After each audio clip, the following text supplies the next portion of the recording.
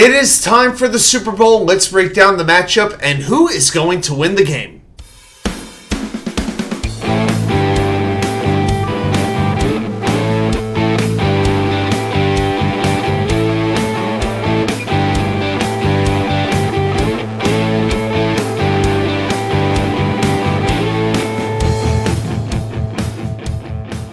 And welcome back to New York Sports WickerMedia. I'm Watu-K99. Thank you, as always, for taking the time to watch these videos. Quick reminder, we go live every Wednesday night at 10 p.m. Join the fun. We have a great community. We have a whole lot of back and forth, a whole lot of dialogue. We do some trivia. We even spin the wheel. If you're a Jets fan, you will find a whole lot of fun with this.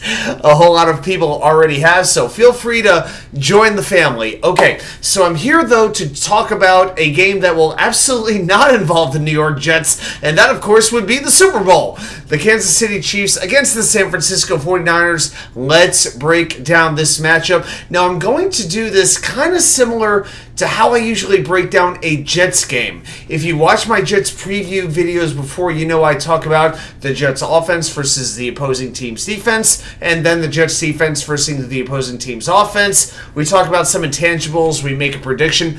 I decided this time to do a similar kind of format for the Super Bowl as well. So we're going to sort of break down the matchups here, talk about some intangibles. I'm even going to make a few bold predictions for the Super Bowl too, and of course we'll make our score prediction. All right, let's get right to it. When the Kansas City offense has the football against the San Francisco defense, this is what a lot of people are paying attention to. Well, I'll tell you what, that Kansas City offense, here's an important stat for you to know. Including the playoffs over the last 2 years, the Chiefs are 15-2 when they rush for over 100 yards, and Patrick Mahomes throws for at least 200 yards. Okay, so when they can pass and throw to reasonable extent, they generally win. Now, the Chiefs offense is going to have a few strikes against it. Number one, Joe Thuney, their all-pro guard, is not playing. That is a major problem for that offensive line. Now, look, we know what Patrick Mahomes is. We know what Travis Kelce is. Even people who don't know football now all of a sudden act like they know who he's been all his entire life. But Kelce in the playoffs has stepped up. This was not his best regular season. To me, you know what Travis Kelce has become to me? He is sort of like that NBA superstar who needs just a little bit of load management. He's not going to play all 82 games, if this was an NBA season, but he'll show up when he needs to show up in order to take his team over the top. That's how I think of Travis Kelce now. And over the last 3 games of the year, hey, Kelce has been amazing. 29.3 yards per game with 0 touchdowns, but then the playoffs started and he turned into an unstoppable force. 73 yards per game with 2 touchdowns per game. All right, so Kelce has been a machine. And then at wide receiver, one thing the Chiefs have struggled to do is replace Tyreek Hill ever since he left and went to Miami, ever since the Chiefs traded him away. And one of the biggest issues with the Chiefs wide receivers has been their propensity to drop passes. Well, the Chiefs this year had the highest drop percentage among any NFL team. Yes, even higher than the Jets. I know it's amazing to think about, but it is true. It was a 6.2 drop percentage. That was the highest in the league. But then you go over to the postseason and things have changed. Their drop percentage during the postseason, during those 3 games, is just 3.3%. If you look at that during the regular season, that would be 9th best for the year. Rashee Rice has absolutely stepped up, so has Marquez Valdez-Scantling. I think what San Francisco really needs to do, they have to focus on Rashee Rice immediately because he is the home run hitter on this Kansas City offense. All right. Now, if you look at the Niners defense, they have a lot of very capable players, but to me, the results have not equaled the sum of the parts. They have a lot of talent, but to me, I personally feel like the results should have been better. And I think that the Niners are going to have to step their game up a little bit. And one thing with Scantling, MVS is not going to have a great game typically first quarter to fourth quarter, but he tends to show up in the biggest moments. Okay, so during the regular season, he had only 5 receptions of 20 yards or more, and he dropped 4 passes during the regular season. But then in the divisional round and since, he's had 2 catches of 30 yards or more. I think MVS to me is one of those guys who you're never going to think about, but all of a sudden, boom, he'll make a 30, 40, 50-yard catch to completely change the momentum of the game. So if I'm Kansas City, I would try to bench McCole Hardman if at all possible. If Kadarius Toney is healthy, I would play him as well. And I don't think Scantling is going to be the MVP or anything like that, but I've got to think Andy Reid will know when to target him and when to use him right when San Francisco is least expecting it. But when I look at this matchup, the Kansas City offense versus the San Francisco defense, here's the biggest question to me. Can the San Francisco edge rushers beat the Kansas City tackles, who to me are a little bit more vulnerable than the interior offensive line is? And not only that, but the Kansas City tackles tend to be very prone to taking penalties, to taking a holding penalty, a false start penalty. You know, Nick Bosa is entering the Super Bowl with 12.5 sacks and 65 pressures this season. Not too bad. And you know what? Steve Wilks, the 49ers defensive coordinator, knows how to scheme him in a certain situation where Bosa has a one-on-one and can take advantage of it. And then you look at what the Chiefs have on the offensive line, in particular Jawan Taylor, who will most likely have the job of trying to contain, if not stop, Nick Bosa. All right, he has a 91% pass block win rate this year. That's 13th amongst tackles, but he also has given up 12 sacks. That's quite a bit. So to me, if San Francisco is going to have a legitimate chance to win this game, they have to get something of a pass rush on Patrick Mahomes. Maybe not all game long, but in certain times they have to make him uncomfortable and they have to hit him a couple of times. And another defensive lineman to watch is Javon Hargrave, most recently with the Philadelphia Eagles. He is going to have to unload on Allegretti. This is the backup for Joe Thuney. So one of the biggest issues for Kansas City is Joe Thuney will not play guard in this game. Instead, it will be Mr. Allegretti, their backup, and most likely Allegretti is going to have to block Hargrave. Hargrave is a disruptor, and he is going to have to make a major impact on that defensive line. Now, with the San Francisco defense, one of the weaknesses they really have is the run defense. You know, if you have a good run offense, you could run on San Francisco a little bit.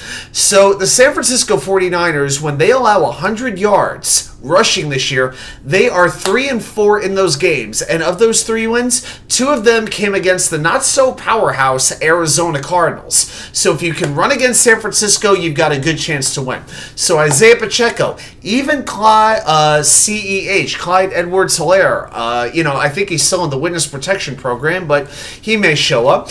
But I would keep running Pacheco relentlessly against the San Francisco defense. I think that would make the most sense. Now, San Francisco has struggled in the run game, even though they have very good linebackers in Fred Warner and Dre Greenlaw. I think really Dre Greenlaw, he's going to be a pivotal player in this game, but not so much in the run defense, but in the pass coverage. I think he's going to be covering Travis Kelce during the majority of this game.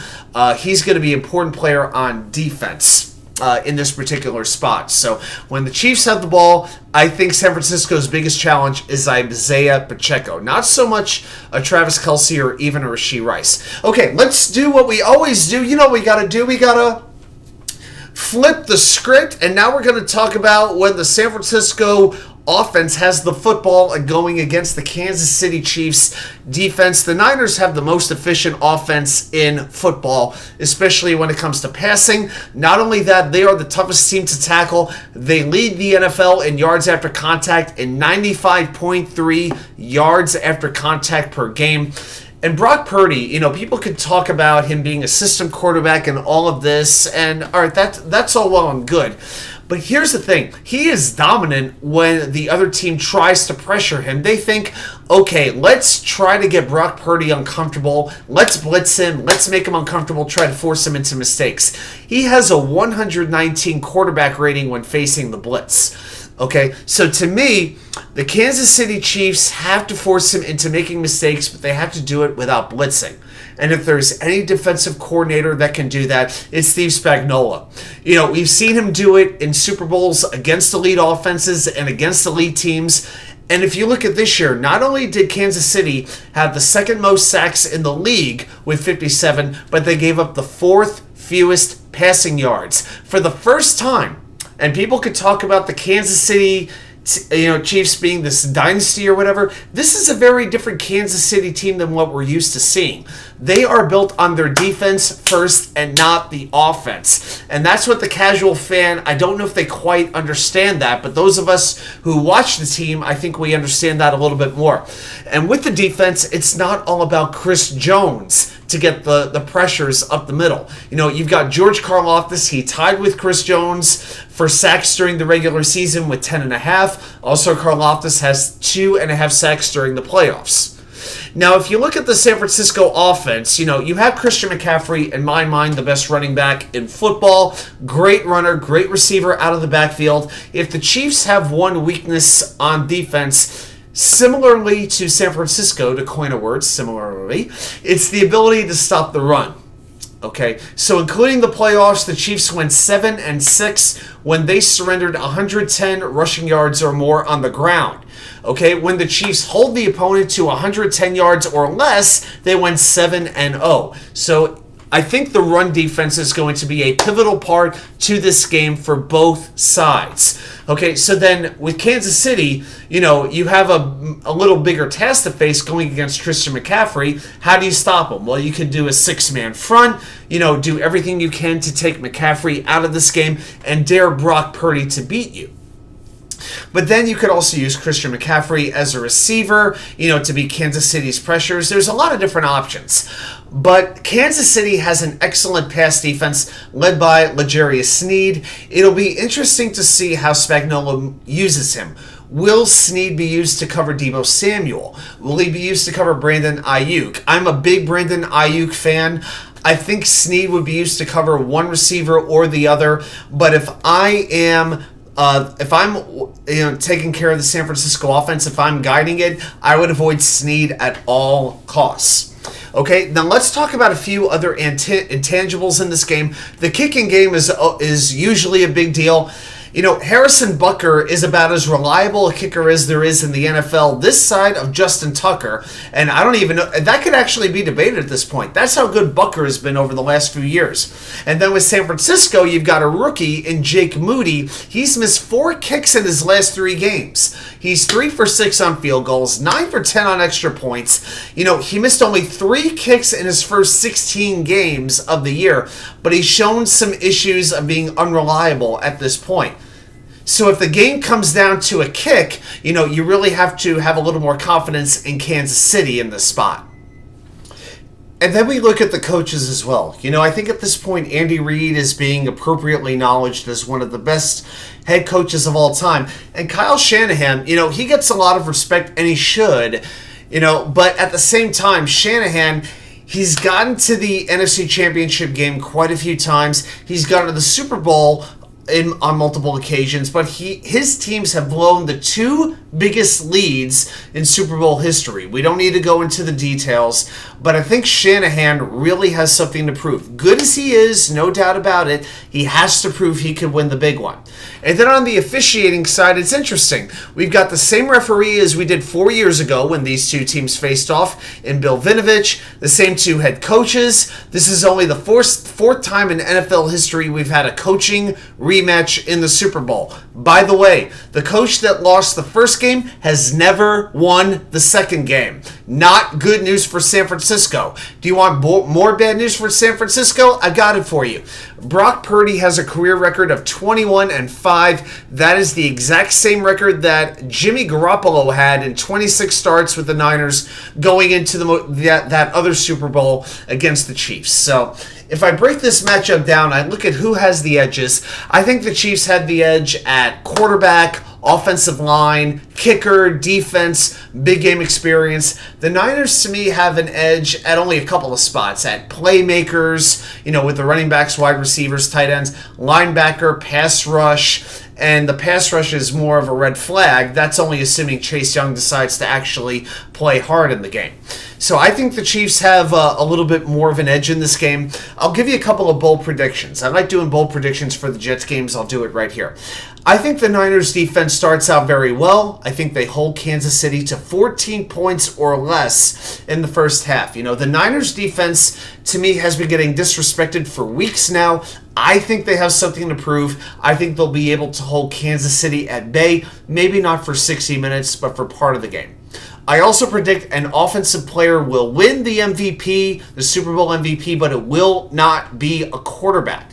I'm leaning towards a running back, whether it's Pacheco or McCaffrey. And the other prediction I'm going to make, Travis Kelce will retire after this season and go on to live the Hollywood lifestyle with his girlfriend. I think that is what is going to happen. Score prediction, of course, I can't come on here and not pick a winner. I'm picking the Chiefs to win this game, and I'm going to predict Chiefs 30, 49ers 24. Personally, I would rather see San Francisco win. I like a lot of players on that team, and I think Kansas City's won enough lately. I don't hate the Chiefs, but personally, I hope the Niners win, and I hope it's a great game.